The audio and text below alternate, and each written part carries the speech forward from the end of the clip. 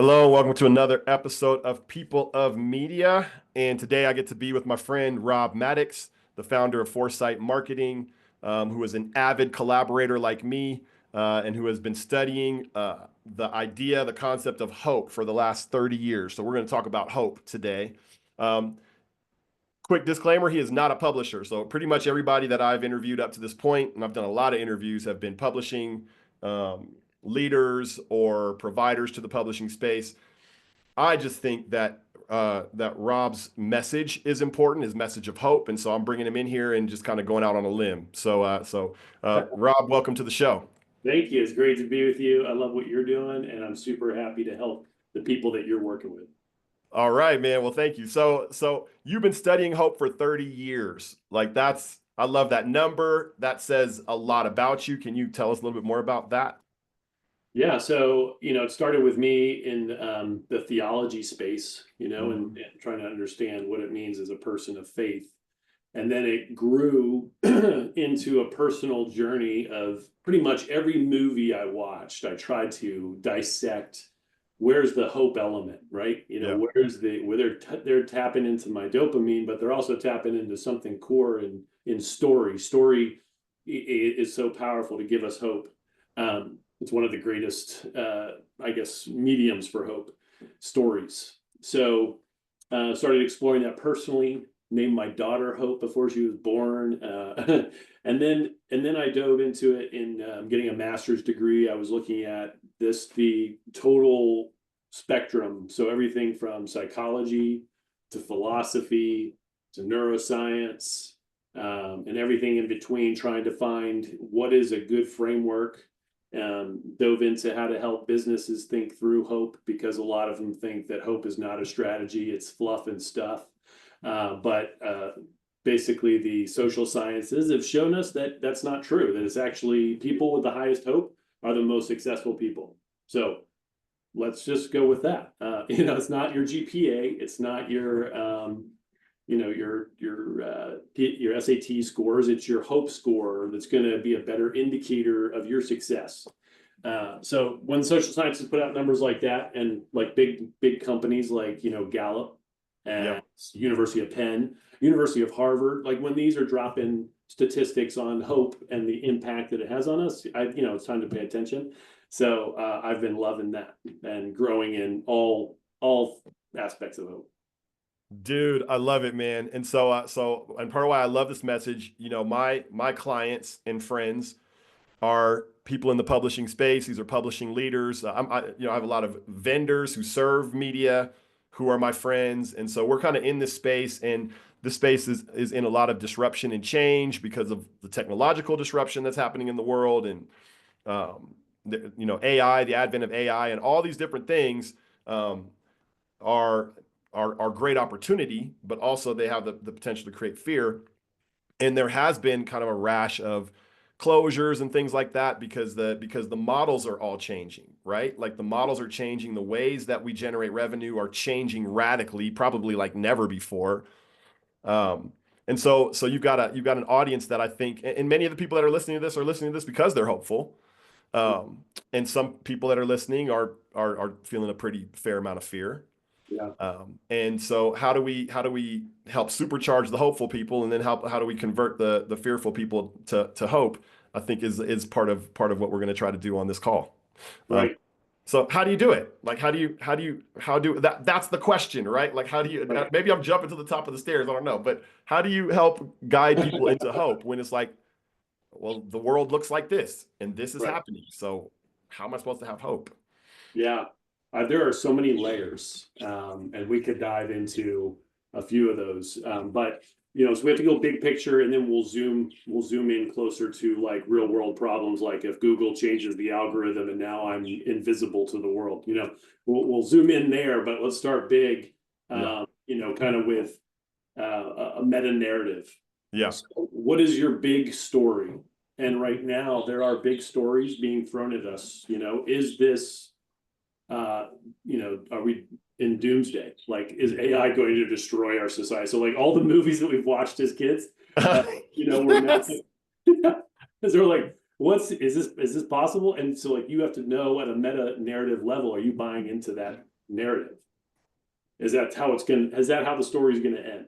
You know? Mm, And if you believe in that strongly, then you'll start to find clues like, okay, oh, here's a clue. Oh, this conspiracy theory over here is kind of saying the same thing. Okay, maybe this is true. You know what I mean? Like you'll start to solidify that narrative in your head. But yeah. then there's those who are like, oh, this is going to be the golden age, peace and prosperity. We're going to be richer than ever. It's going to be, cures for cancer. It's going to be like, this is the meta narrative, right? That Yeah. some people are believing. And AI is going to make that possible. So like that, we don't realize that we probably are buying into one or the other. And we're going to begin to find clues that support our story. So Mm, I like to start on the meta narrative level and mm. say, what are your basic beliefs? Faith. Do you believe that this how important is this world compared to the next? You can start with religion, you could start with um, your politics, you could start on different levels of your meta narrative, but at some point you kind of have to write out, hey, this is what I believe about the future. Yeah. That's a key word. What do I believe about the future, and write a story about it. So Dude, that's storytelling is really important. Like a lot of futurists, I was a that's what I did in my master's is foresight. So we, yeah. we put stories about the future, and Shell Company does that. It's an oil company. They Yeah. write different stories about how it could go. Worst case scenario, best case scenario, likely scenario. So probable, plausible, uh, Yeah. and these stories begin to help shape their vision of the future. Yeah. This is amazing, man. Okay, so I'm gonna make a correlation here. So there's a book that my favorite parenting book. This is gonna sound like a weird correlation, but my favorite parenting book is a book called Safe House by Josh Straub, who him and his wife oversee Famous at Home. This basically this I don't know nonprofit that helps heal families basically. Um, and one of the things he says in this book is depending on your interaction with your parents, you're either as a child you're either going to perceive of the world as a place of adventure and exploration or a place of fear and danger. Yeah. Um, and that fundamental choice is gonna determine how open you are to risk, how hopeful you are, right? How willing you are to try things versus how fearful you are, how closed up you are, and how limited you are. And so, like, that's a binary choice, right? Yeah. That we can make as kids and not even realize that it's a choice. Mhm. And it sounds like what you're getting at is that fundamental choice follows us throughout life. Yeah. Yeah, absolutely. And I think you're touching on something in our childhood. The way we're raised is definitely going to impact our hopefulness and, the basic things of whether or not we felt safe, seen, soothed, Yeah. secure. If we haven't Yeah. felt those things, we're not going to want to explore. We're not going to Yeah. want to take risks because it's Yes. too dangerous. If we have Scary. felt those, then maybe we're going to take more risks. And risks are key to hopefulness. Risks are essential to hopefulness. So getting riskier, I think, is something that we have to examine. How does we do that as a team? Is how do we get a little bit riskier? Um, and no one really wants to be risky. They want to be secure right now. Yeah. So that's going to hinder our hope, though. Yeah. Actually, because we'll feel like out of control. We'll feel like things are not in our control, and when we feel things are not in our control, we will stop taking risks. So So, you said so when you said this, I could just feel the red flags, right? mm, You said risks are essential to hope and mm, hopefulness. Risks are essential to hope and hopefulness. When you're feeling hopeful, you're willing to risk. Risks imply that you have a positive view of the potentialities of the future. Otherwise, you wouldn't have taken a risk, right. right? Um, but but for most people, I think risk and hope are going to sound opposite, Mhm. right? Because no, Yeah. if I risk, that means danger bad things could happen to me. How's that supposed to make me feel hopeful? Right? So can you unpack that a little bit? How risks are essential to hope? Yeah, so I don't know if you're going to share this visually with people, but I have a visual if I can share my screen. Sure. This is like a picture of a hope diamond and how hope diamond is formed. Yeah, So this metaphor you can is share. okay. Forgive the terrible graphic art. I know some people that could help you with that. I know, right? Where are you, graphic artists? I know you're just hanging your head. I can't listen to this guy anymore. Um, but we have here coal, that is under pressure, extreme pressure to form a diamond. At least that's what some believe happens. So here we have this coal, and it's in, as we call it, suffering. And suffering could be just uncomfortable circumstances like we're in now. It's uncertainty, it's things are out of my control, things are being taken away from me.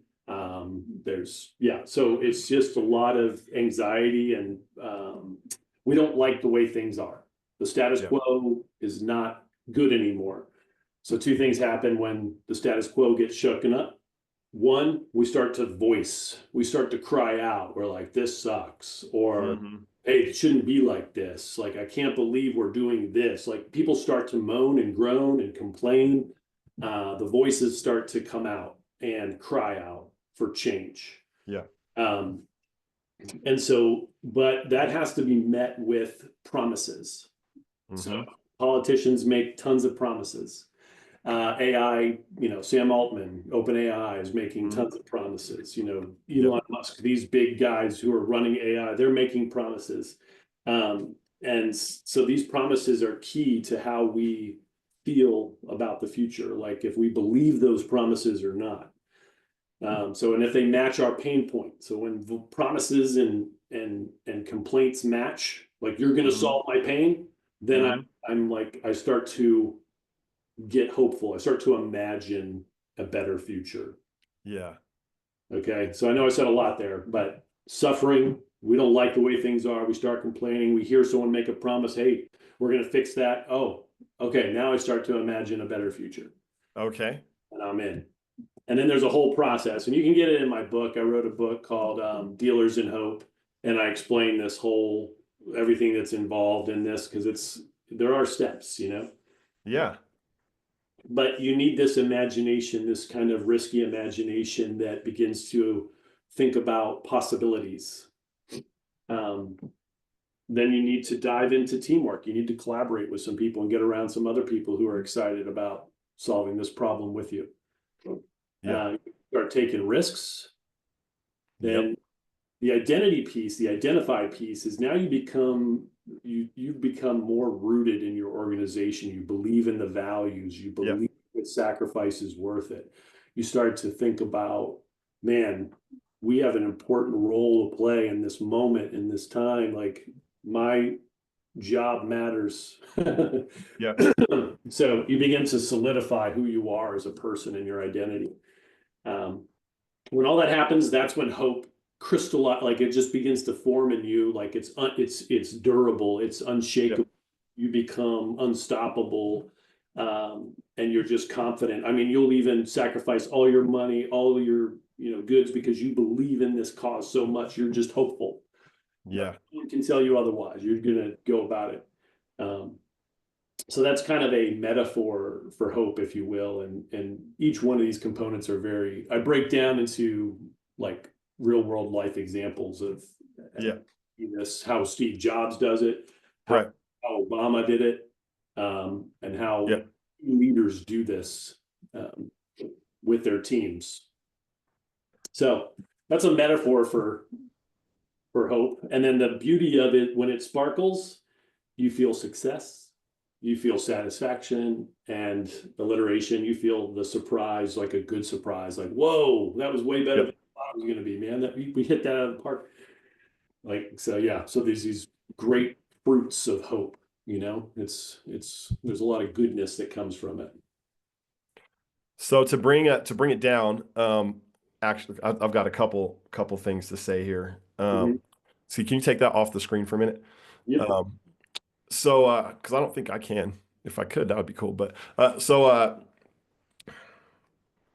so if you enter that place of hope, Yep. right, where it's like this kind of really strong, durable hope, um, you're gonna look foolish to some people. You're gonna actually look reckless to some people, right? Like that's what's gonna happen. So because I'm speaking a little bit from my own experience, like I'm adjacent to media. So Data Joe, my company, we kind of are inextricably linked to the fate of media in a lot of ways, right? So if my clients aren't doing well, I'm not doing well. And so there is a tangible way in which I feel the pain and or my company has felt the pain and is currently feeling the pain of everything that's going on in the industry. Yeah. Um, so um, and we continue to invest. We continue to invest in our company. We continue to invest in this group of people in this industry. We don't just abandon the industry. And there's moments where I feel I look foolish to myself for that, right? But we have built this hope.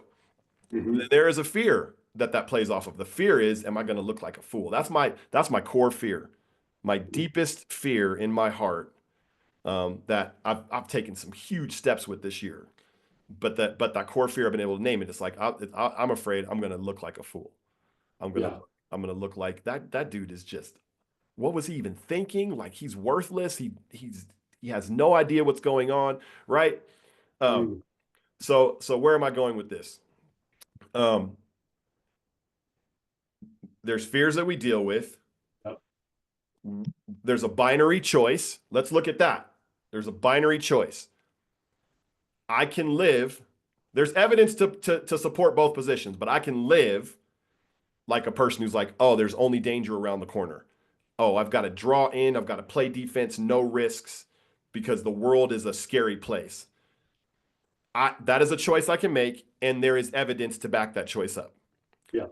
Or binary choice, I can live, hey, there's good things ahead for me, right? There's cool things ahead for me. I can take risks. Great things can happen. Great possibilities can materialize out of nowhere, right? And that also has evidence in reality, right? Like I can back that up with evidence.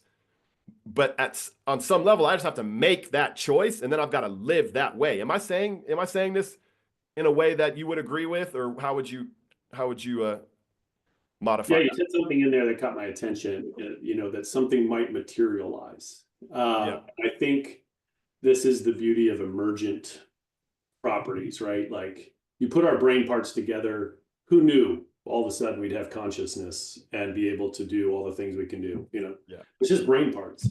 But when you take risks, you dive into something new, it opens up things that never would have been available to you before. And those are opportunities, right? And had you not taken that risk, you never would have ever seen that opportunity. And you never would have made that connection with that person. You never would have met them. Tons of things never would have happened. So in taking risks, you like increase your opportunities, your odds for survival. you know? yeah, Yeah. I mean, we are talking about survival here because, one hope author said we hope for three things. We hope for survival, we hope for attachment, and we hope for mastery. So, in survival, you have to explore. If you do not explore, you will die. Yeah, because the food is gone. You have to go look for where the food is. You have to yeah, explore. yeah, So yes, I agree with what you're saying. I would also say there's another hope author said that there's a coin. On one side, it's all about how you look at the future. On one side is anxiety, and the other side is hope. It depends on how you're looking at the future, you know. And I think that you were touching on that.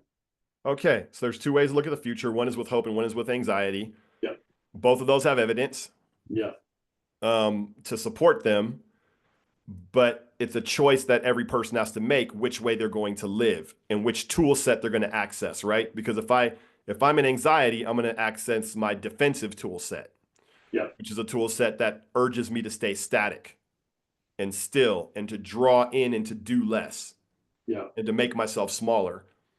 Or I access the hope tool set, which is risk, try, ideate, think, explore, play, yeah, and that's an opening, a drawing open, which creates more space and more opportunity. Um, Yeah. but I have to choose, right? Yeah, as an example, I'm trying all different AI tools, Yeah, and I started posting about it, and my buddy just said, "Don't talk to me about anything AI." So like he is shut off, and there's no playground. And I'm like, okay, well, I'm playing over here, seeing what's happening. yeah, yeah. Can I show you another slide that might be more Go helpful for go for it. very practical, like as we're trying to zoom into the nitty gritty here? Yeah. Um, I think maybe this will help us do that. So if you think of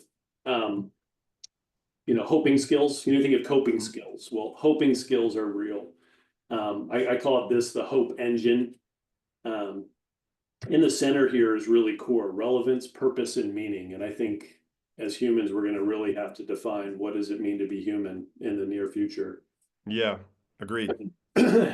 But relevance, purpose, meaning, this is how I define those. Relevance is you're in tune with what the problems are.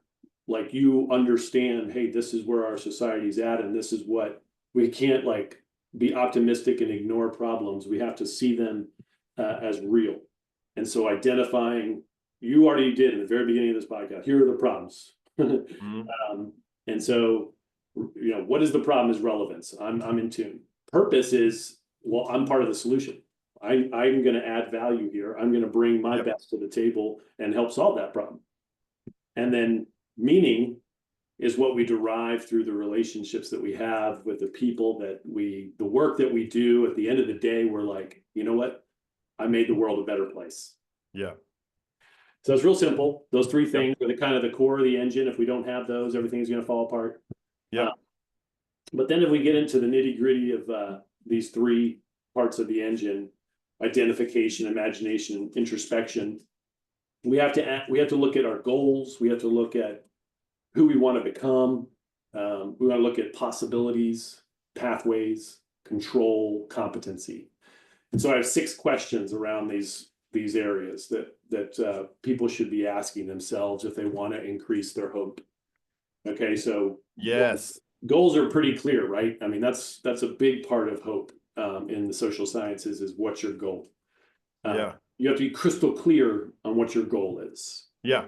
Um, and to be writing them down. You've done this work with all of your people. It's just that SMART goal. You really have to be excited about these goals. Yeah. They can't be imposed upon you.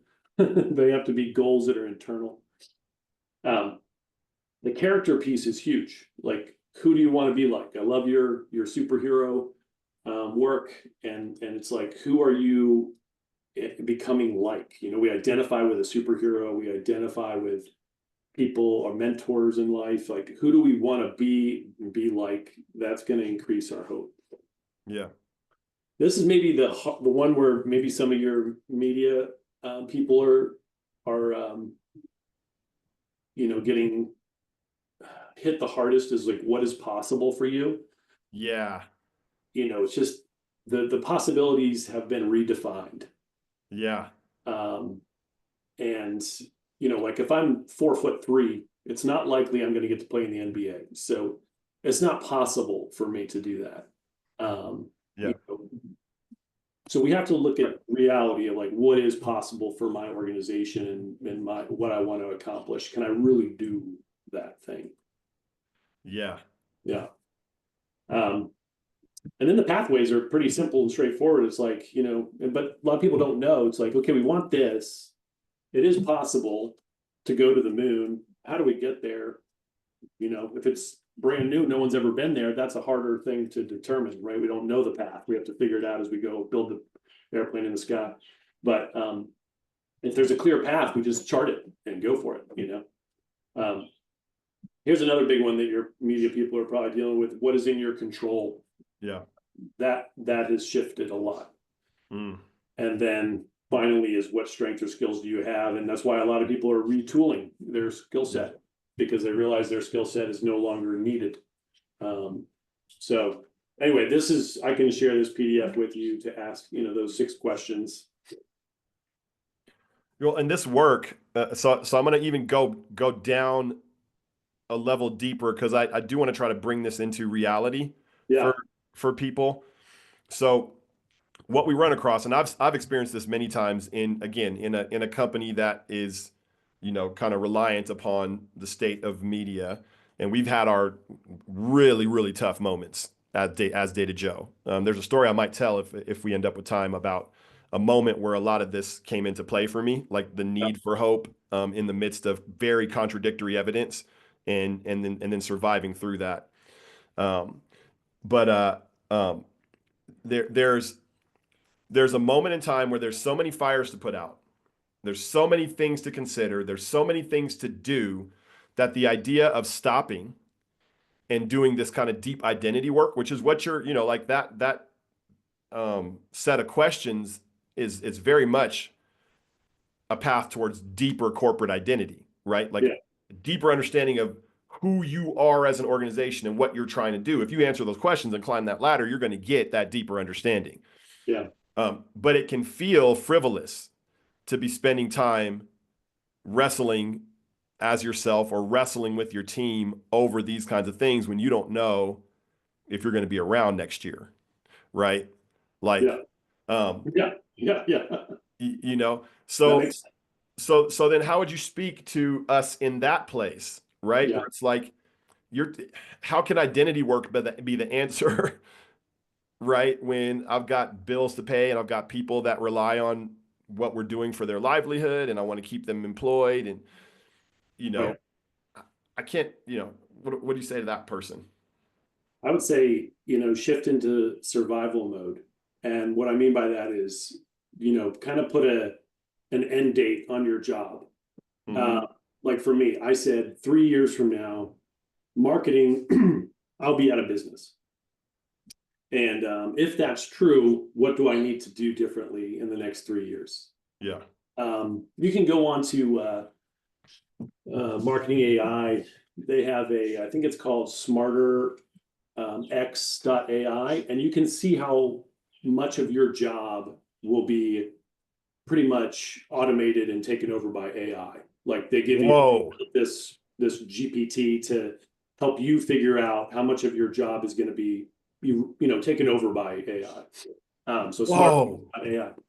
So I would go there and see, okay, my timeline is I got this many months or years before I might get uh, a cobot. I might get an AI chatbot as a coworker. But so Yeah. start with survival, and then say, what will I do differently if I know my job's going to go away? And so I still have clients. People still want websites. People still want emails. People still want these kind of marketing. They still want ads. They still want SEO, believe it or not. I think that's a waste of money. Yep. So they still want these things, but in the future, they're probably not going to want them. And what do I do about that? Yeah. So, yeah, I'm pivoting. I think it's just like COVID. You got to pivot, and it's like you're in survival mode in COVID. You're in survival mode now, and you got to pivot. All right. So I think what's different now than in the past. In the past, it was like you figure out your business model and then you go and just do that forever and you get paid forever, right? And there's moments of disruption and change, but by and large, things are static. Now we're in a place where, at least from my perspective, we've had to, since I've been at my company, we've probably had to evaluate our entire offering and existence at least 3 times since I've been at this company for the last, let's say, 19 years, maybe 18 years. At least 3 times we've had kind of existential moments where it was like change or die. Yeah, Seems to me those moments are coming much more frequently, change or die, right? And so as part of it that we just have to get used to a new environment where change is the constant. Change is more the constant than it ever has been before. And it's like, no, part of being a business is iterating and changing to a higher degree than would have ever been expected in the past by a factor of 10 maybe. yeah. Well, I think maybe going back to the problem and being in tune with your client's problem. And if you're in tune with that problem, then I think you're going to be okay. If you're not in tune with it, then you're going to keep doing what you've always been doing and become irrelevant. But if your client's problems are changing, then you need to know what they are. You need to go, like going back to that suffering. What are they crying out? This sucks. What is it they hate? What is it that they're frustrated about? So, if the real problem is like in media, if no one sees me, no one knows me, and I don't exist, and how do I exist? Okay, that's the problem. It's always been the problem. It's just a new way to solve the problem. You Yeah. know, I still want to be seen and heard, and people to do business with me, and so it's just a different solution now. But your problem's the same, right? Wouldn't you agree? I would agree. I love what you just said there, man. I asked, there was a guy named Ray Paprocki who's a retired publisher, but back when, and he was a very successful publisher, and leader, publishing executive and leader. Mhm. And I interviewed him one time, or I not interview, I was just talking with him. And I said, is this scaring you, like everything that's happening, like the aging out of your demographic, all that kind of stuff that really keeps people up at night? I was like, does this keep you up at night? And he said no. He gave me a very similar answer to what you just said. He said, my job, our publishing organizations, our magazine's job is to give gifts to the people. Like that's how he saw his role in the community, was that his every month that his magazine came out, it was a gift.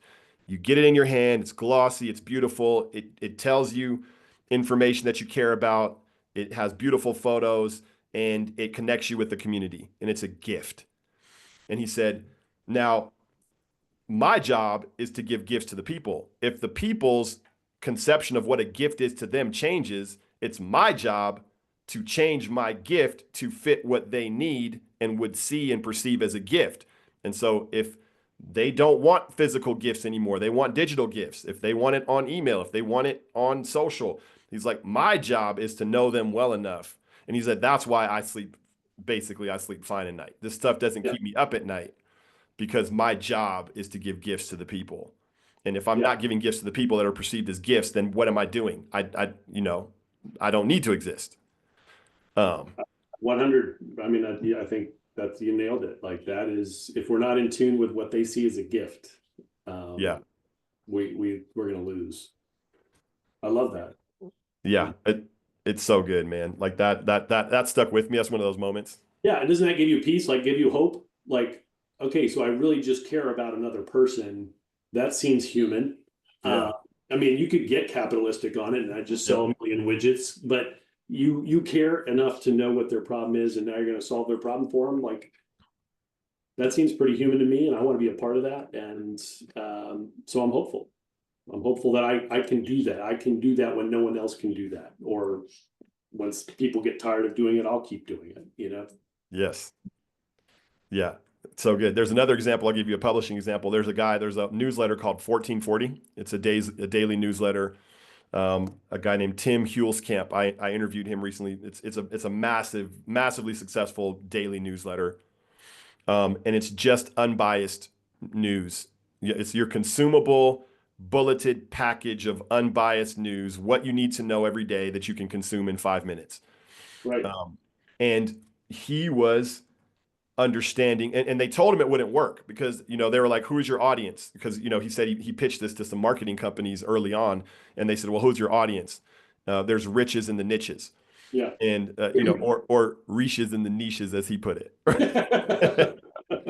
And And he said, "Well, it's the intellectually curious." And they were like, "That's too big. That's too big. Like, what do you mean intellectually curious?" And here he is with 4 million subscribers at this Nice. point because he knew that there was a need, and the need was and I felt this need. That's why I'm a subscriber, right? I felt this Yeah. need for years. Like, I don't know where to go to know what's really going on. All y'all are lying to me. All of y'all are spinning things. All of y'all have agenda. I Right. don't have time to go compare and contrast what, X news outlet says versus X news outlet and see where you know what I mean? Like, Mhm. why doesn't anybody just tell me straight up without the spin? And he saw that and he felt it and he Mhm. heard the groan, he heard the suffering, and he creates this product. And now this product is massively successful, right? Yeah. Because he knew the groan of his people that he was trying to serve. Yeah, and he also knew that I wanted it synthesized and I wanted it in 5 minutes, Yeah. Yeah. digestible in my busy life. So yeah, he solved a lot of pain points at that with that. He called it the white space. But I think to tie this back to hope, what part of what you're saying um, is because I had posited the idea that we just have to get used to a sea of change. Yeah, And and you're providing an anchor point, which is okay, but really what you need to know as a service provider is what's hurting your people. yeah, absolutely. And what's the pain that they're feeling? And then what's promising, so Yeah. a solution that's promising for them, and you'll lock in on it and feel hopeful. So put some more flesh on that. Like I love this interaction between what's the fear and what's the promise. So show me how that might work. Like try to make that more concrete for me. Yeah. Um, how So yeah. yeah. So maybe I think this is what AI is trying to do is find use cases, Mm-hmm. because use cases are basically the promise. Like this is going to give you 10x productivity. Okay. That's the use case. I want 10x productivity. So I feel like that's why I create GPTs for myself, because they make me think. They free up my brain to think about creative work as opposed to other work. So I see the value, and therefore I can promote it. Um, I think Google, like for instance, when AI hit big, they put out the panic button, right? They were on red alert. Everyone knew it. Like even Yeah. if you weren't at Google, you knew they were in red alert Yeah. because their business was about to vanish. And Yeah. all hands on deck, let's figure this out. And it's so funny because AI is almost like a cancer to the internet, in that it needs all of the stuff we put on it, right? It needs all that information, but at the same time, it's going to eliminate search. So it kind of cannibalizes, this whole business model of searching. Um, if I can get a direct response instead of looking up 10 articles to find, something that wasn't clickbait, then I'm going to be, much more happy with that. So Google's like, oh no, what are we going to do? Yeah. Um, so I think the solutions they've come up with so far are, we're going to give you the answer. We're going to suck it up and give you the straight up answer. So you're not going to search as much. But now what you see they're doing is they're putting all the ads above the AI answer. So they're still going to do their ad business, Yeah. and their search business is going to tank. But so I think they're still figuring it out, right? And they have cash flow to do that. But but I think, if you think SEO, or if you think getting seen, like my big question right now is, how do I get AI to recognize me? So Yeah. if someone searches for marketing, how do I get AI to say, hey, you should check out Foresight Marketing? That's the question I'm having to solve, because no longer do I care if Google's SEO is going to promote me. I care Yeah. about AI is going to promote me. Right. And nobody knows what AI is going to promote, at this point. Yeah. So that's part of the confusion, the Yeah. chaos. But that's a problem that I have to solve, because I still need to survive, and other businesses still need to be seen and survive. So I don't know if that's more practical, but it's more helpful. Well, now you're getting into like you're speaking the language of the challenges of media right now. Like very much so. Like, but I love the perspective. The perspective is, yeah, Google panicked. Why did Google panic? Because their whole business model is built around search, and search is about to disappear because AI just is a cancer that summarizes a really awesome cancer that summarizes. Really awesome And cancer. so now, like, but Google's found a way to maybe be okay, Mm-hmm. right? Let's say because they're putting their ads and stuff above the fold because they can control that. My publishers are all the people that are living underneath that fold, right? Who are, um, just creating valid, reputable news and content for communities. You know what I mean? And so Yeah. like this does pose an existential threat, right? Because they don't want AI reading their content. They want their people reading their content, Right. right? It's not like I didn't give you permission, AI, to Yeah. to Yeah. be like the summarizer of everything that I do so no one ever comes to me anymore. Right. Right? That's the existential threat, like plain and simple. It's like right there, the writing's on the wall, you know? And so then the trouble is, okay, well, let's say I opt out and AI, you can't scrape my stuff and you can't look at me. Okay, can it still do enough to be dangerous just pulling from all these other sources besides you and you're gone? So what? AI doesn't care, right? The summary, you know, like if I don't Yeah. know, and so they're the big push is towards owned audience, Yeah. right? So owned audience is like newsletter, people that are coming directly to your website, Right. like audience that isn't dependent on search Or TikTok. or Yeah. TikTok or social to get to you, right? Yeah. And so because there's also incredible value in owning a walled garden, Hmm. especially as people begin to build walls around their gardens and AI has less and less access and it's going to have to do more and more guessing and more, you know what I mean? Like it's going to be less and less trustworthy and accurate the more walls are up. Hmm. And then, you know, these people are sitting on gold mines, but it's like surviving, right? Right. Like surviving and adapting and retooling to hit that spot is the challenge of now. Yeah. Yeah. I mean, like most people, with the newsletter, the ones I subscribe to are AI related because they're helping me survive the AI revolution. So Right. whatever you're helping your people survive, I think that the challenging thing is like, let's say if I want a bathroom, which I do, a new bathroom, like I'm not interested in getting monthly newsletters on bathrooms once my Yeah. bathroom is done. It's like, okay, I'm moving on. So that person who wants to keep on sending me newsletters about bathroom remodeling has a small window of Yep. my interest. It's like Yep. 3 to 6 months. Yep. So that's another problem to Yep. solve. But yeah, these problems are, like you said, they're always the same in one way, but then they're changing in nuance in on the peripheral. Well, yeah, and that's just the challenge. But it does bring like regardless, that is what it is, right? That is the world. Like I'm having to adapt like crazy. Other people are having to adapt like crazy. And it's like the question is, am I adapting in hope or am I adapting from fear? Yeah, That's the question. Because fear is going to give me a certain tool set that actually is self-defeating. yeah, Hope's going to give me a tool set that actually gives me my best shot of thriving. It's not guaranteed. Hope's not guaranteed. Yeah, I can have hope and still get blown up. Right. yeah.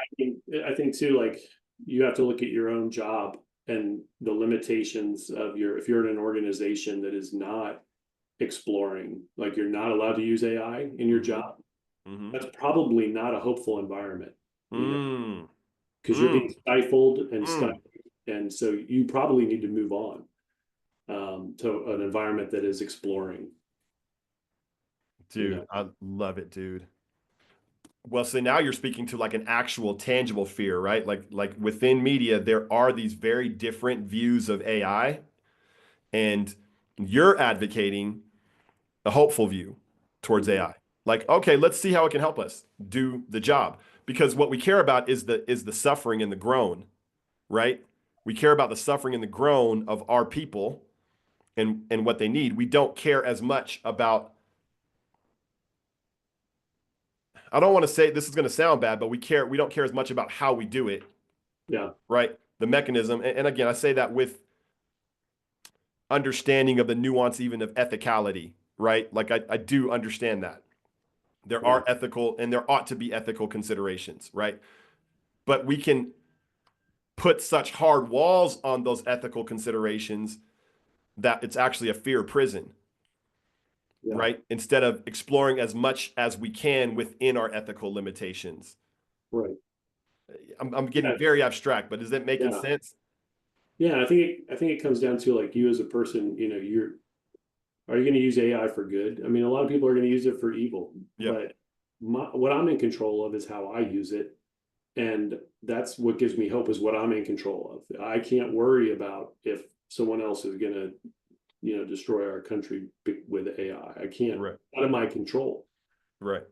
but I will use it for good. And, I think people who are writing stories and doing art are mad at AI because Yep. it's doing that for them, and Yep. it takes away the humanity of it. Yep. So that's where we need to emphasize the greatness of humanity and the beauty of humanity. Like I just thought about going to an art museum recently because I miss what is you can only get from understanding those historical times and what they were feeling and the pain that they were had. Yeah. And then you see the painting, and it's just like, I mean, it's one thing to go to a museum, it's another to get a tour for someone that understands art, and it's like it's mind blowing. So I feel like we need more of that, is to get it in tune with our humanity a little bit more. That's why you said it'll feel like a waste of time, but ultimately we have to go back to those core questions Yep. for our organization and our personhood of Yep. what does it mean for me on this planet, and my purpose, and what does it mean to be human? Like, we have to go back to those core questions now, because machines are forcing us to figure that out again. We thought we Yep. had it figured out. We need to figure it out again. Um, there's a lot of people's identities are tied to their work and their job. Yes. And Yes. when all that disappears, who am I? Yes. Uh, Oh, bro, yeah. this is so good, man, and it's just so relevant and so timely. Um, Mhm. and I think applicable. Like, now we're talking about the hope and the fear framework for my relationship with AI. Do I Yeah. have a hope relationship with AI, or do I have a fear relationship with AI? Now, at first, I'll be honest with you. I'm an artist. I'm a poet. Um, and when my stepson Isaiah showed me this story that he had created through AI, right? So through a series of prompts, he created a story. And I read the story and I was like, this is absolutely too good. It's too good. And I felt almost like AI had reached its hand into my heart and just ripped it out. Mm. I felt like AI was like, yeah, what now, human? It Mm. would have taken you hours to write this, and I wrote it in 5 seconds, Yeah. right? Like, and I had like this existential moment because it wasn't like what came out of AI. Like, I get it. You can critique it and you can say, well, stylistically, it's not creative, all this other stuff. And I get that. But I'm just looking at it and saying that would be hard for me to write in 3 hours. You see what I'm Right. saying? Like, I'd write my version of it and it'd be better. It'd have my voice. It would be alive, right? But it would take me 3 hours. Let Yeah. You did it in 5 seconds. Humans are getting KO'd. Like, we lose, you know? Yeah. And so there's, So, oh, go ahead. yeah, I think what you do is very important, because you build relationships. And I don't know if you've ever seen the movie Coco. I Um, have not seen it. I need to see it. so the Disney movie, I won't ruin it for you, but one of the key parts is that a father wrote a song for his daughter, and someone stole that song, and it became massively popular for the whole world loved it. It became the number one song in the world. And Yeah. um, and he has to continually play that song for the masses to appease them. But the intention of that song was just written from a father to a daughter, and it was beautiful. Uh, Yeah. or was it the father and the daughter, or the father and the son? Daughter, yeah. Don't matter. Just, right. Yeah. The So metaphor it was holds. beautiful, but it was human. It Yeah. wasn't mass produced. So I think if we have these relationships, it's almost like sharing a story around a fire. Like, I get to share my story at some point, and that story matters. AI can share a story, but it's still not my story. No.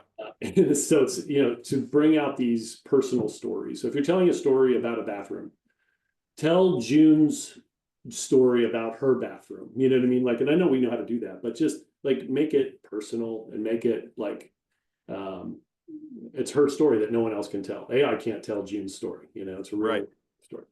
Um, Because good. because the one thing that AI cannot be, like, it's in the name, right? Yeah. Artificial intelligence, right? Like, it is artificial. It can't be real. Now, there will be debate over whether that matters, Mhm.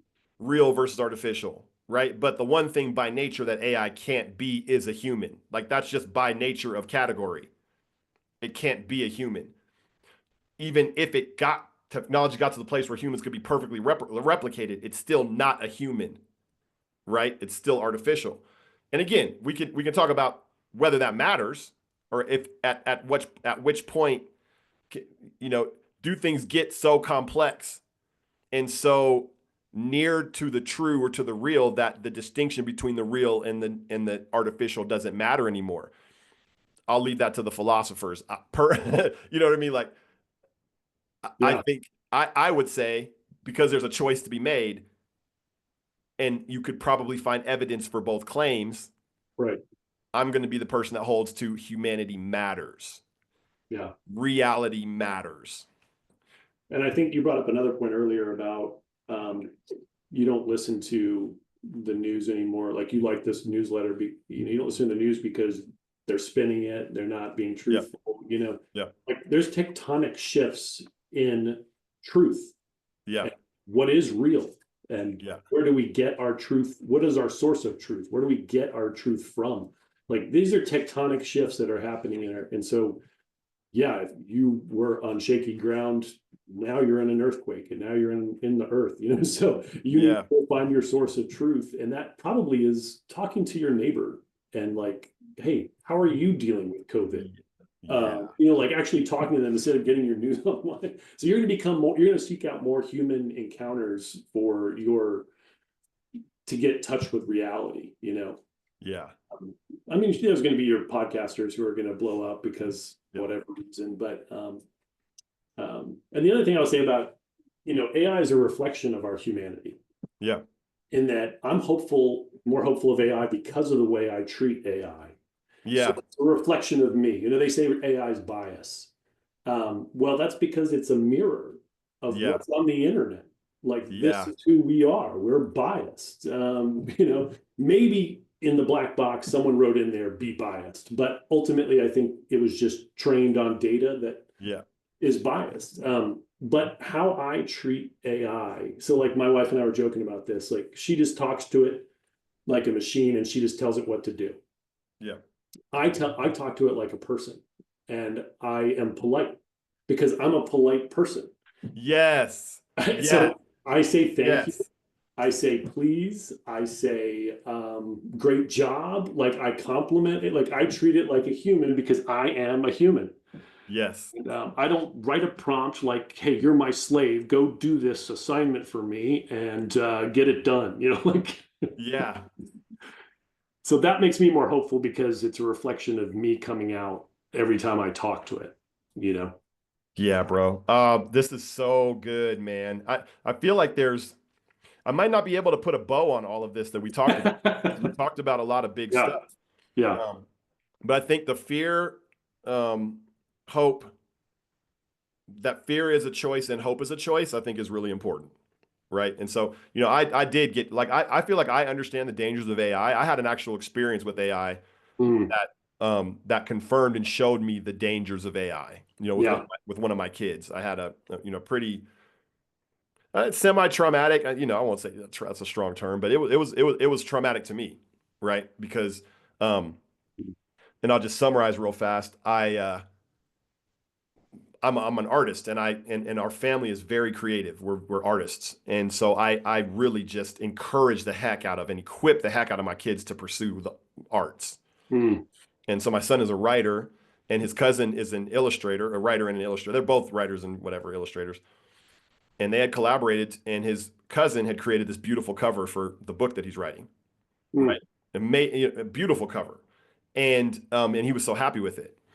And then in a moment of like unawareness or just kind of, I was laying with my son in bed, and this had happened weeks ago, whatever, and he was like, "Can AI generate a cover for me for my book?" And I was like, the image generator is kind of weird, but maybe it might be fun to try. So we try it. First try, amazing cover, right? yeah. Like took his breath away, took my breath away, because I had been experimenting with it, and a lot of the stuff that came out was kind of weird and crappy. And this came out like we just, for whatever reason, the prompt just was magic. And immediately my heart begins to drop, Mm, because like and then what my son says is, well, I'll put Gideon's cover first, and we'll put that one second, right? Because he's having complex feelings about it. Do you know what I Yeah. mean? And so now, did I just kill this beautiful collaboration? Right? Like, what happens when Gideon sees, okay, I spent hours creating this cover, and you guys generated something in 5 seconds that, right? It's obviously technically a Yeah. hundred times superior, right? Or whatever. You know what I'm saying? Like, what does that mean for Gideon when he, Yeah. and so like Yeah. you see that. So I feel like I have an understanding, a deep understanding of the dangers of it, and like especially the kids, right? Yeah. Who are still coming into their identity and need to struggle, need I, time to form. Yeah, what comes to mind is the vinyl resurgence, and the Yeah. desire for the artwork, Yeah. and the tangible, piece there. I feel like you could offer a variant. You could say, this is the human cover, this is the AI cover, buy whichever one you want. It's almost like the Taylor Swift solution to her variant, where she had her own, had to redo her songs in Yeah. her own, just to keep the profits on her side of the Right. business. So it's Right. like, how do you keep it human? Um, how do you give people that option to choose human? And that's the other side of it. But also the side I'm concerned about is how do you not disincentivize humans to struggle towards their potential, Yeah. right? The best way to disincentivize you is to say, nah, you don't have to go to art school. You know what I Mhm. mean? Just learn this couple prompts and you can pump it out like wildfire. You know what I'm saying? Yeah. Like, Yeah. right? And then the very real struggle, like, well, why should I go to art school when I can do this? Right? Yeah. Why should I struggle? It's hard. Creating is hard. Well, because the struggle to create is fundamentally human. That's why, Yeah. right? It's part of what makes us who we are. And not to say that you can't struggle with AI to create new things, Yeah. but it has the danger of really harming resiliency and struggle inside of people and giving a shortcut at a time when a shortcut actually is detrimental to be had. Mhm. This isn't my relationship with AI. My relationship with AI is very hopeful. I just know certain boundaries to lay, specifically Mhm. within my family, right?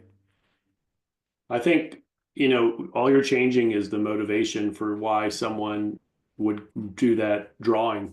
Are you doing it? It's just like that Coco story. Are you doing this song for your daughter, or are you doing it to make money from the masses? So Yeah, yeah, maybe there's not a business model for selling your art anymore. yeah, Uh, Maybe you have to go on the streets, and as people are walking by, they see an art that they want to hang on their wall. Maybe that's your new business model. I don't know, yeah, but yeah, maybe there's no money in it yeah, anymore. Is it yeah, still worth doing? Of course. yeah. Yeah, of course it's still worth doing. You know? That's the question that's the question that has to be answered, right? Yeah. And is there an innate worth and value to, the fact that something was created by a human through the sweat of their brow? Yeah. Is there value to it? You know, Yeah. it's, iRobot, you remember iRobot? Yeah. That movie, you know? When Will Smith says, he's making fun of the CEO and he's like, I got an idea for a commercial for you. You could have a carpenter make this amazing chair, and then you can have a robot come and make the same chair 10 times faster, and your tagline can be, whatever, US electronics crapping on the little guy, like, You I did. was like, You even had his voice going, Will Smith's voice right there. So that was good. I did. I love that. I think that's the meme of the times, man. Like, Yeah. so Well, relevant. there's still, desire for custom human pieces, I'm sure, but yeah, figuring out the business model might be a different animal. Yeah. Yeah.